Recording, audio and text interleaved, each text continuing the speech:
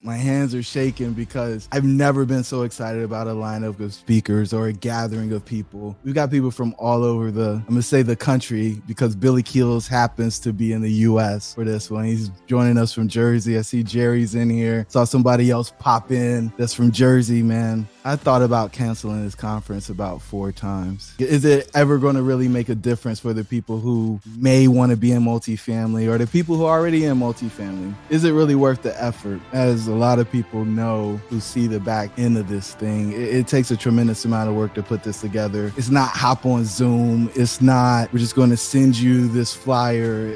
It's a true production. We are just going to have a blast. I added in a couple of things for the VIPs. We didn't advertise, but there was one thing that I really like. And on Saturday night after dinner, we tend to hop back on. It was more of a fireside chat in the beginning, but it turned into a mastermind. I'm super excited to have you here with me for this weekend. You know, somebody notified me that it was a holiday weekend, and I don't know a whole lot of people that celebrate President's Day, but I made a mailbox run here about an hour and a half ago, and they're like, yeah, things aren't going to get their Monday, they'll get their Tuesday because of the federal holidays. If you're using a computer to do this thing, go ahead and take a picture of the screen and let the people know that you're in the building with us for this weekend. Let everybody see what you're watching, because this is guaranteed to be a transformational weekend if you truly lean into it and dare to dream. If you suspend disbelief, you really lean in and listen to what the people are saying. This is not your traditional boot camp. You're not going to walk away and know how to invest in multifamily. 40 different speakers talking. All I ask is that you be cool. If something goes wrong, right, just relax. If you got a problem, shoot me or Georgie or somebody an email. We'll do whatever we can to get it situated. I think it's going to be free flowing. It always has been. But if there's a hiccup, it is what it is, man. We'll make it right, because that's what we do. There it is. Look at him.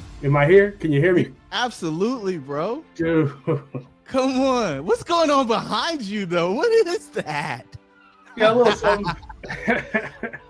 And you got the red pill shirt on, bro. I'm out the way, man. Go ahead and do your thing. I'm glad you got it together. Well, I want to say thanks to everybody. Let me take you all the way back to 2002 and 2005 when Jerome and I were in college. So Jerome and I met. Jerome was actually a neighbor in the same apartment building as I. He stayed upstairs and I stayed in the apartment below him. We both had 2 other roommates. So it was 3 people to 1 apartment. We had a shared kitchen and a shared common area.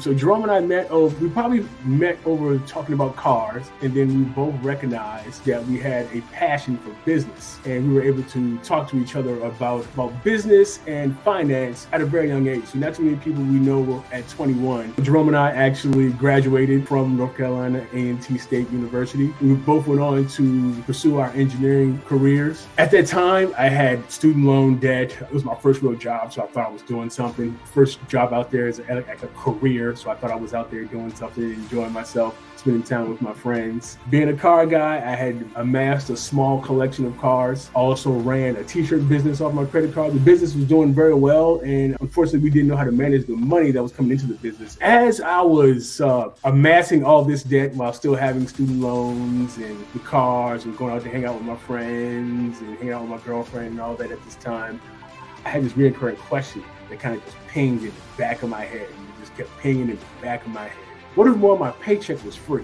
What if I had more money to spend to do other things with? If you heard my podcast, if you heard me speak at any other event, I always talk about this because this is that red pill moment that Jerome talks about in the podcast when he interviews people.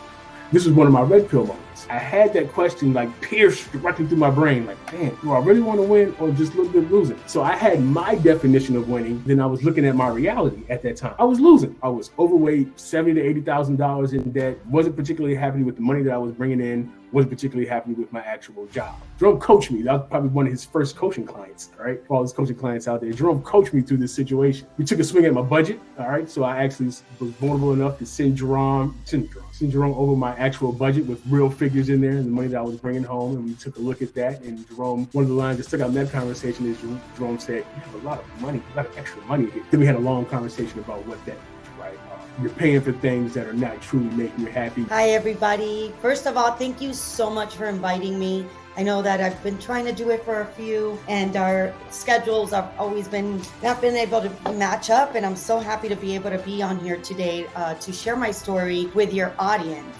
Because I know that we're all in the same industry, and we all started in the same level. I started in the multifamily business about 20 something years ago. But at 18 years old, I met my husband, Bobby Castro, which I'm sure a few of you have followed him. And we started very young, saying that we wanted to be entrepreneurs. Both of us came from absolutely zero, very humble family from both sides. We wanted to be in real estate, but at the beginning we had $0, and we couldn't. Back in the 1990s, you couldn't start investing in properties with $0.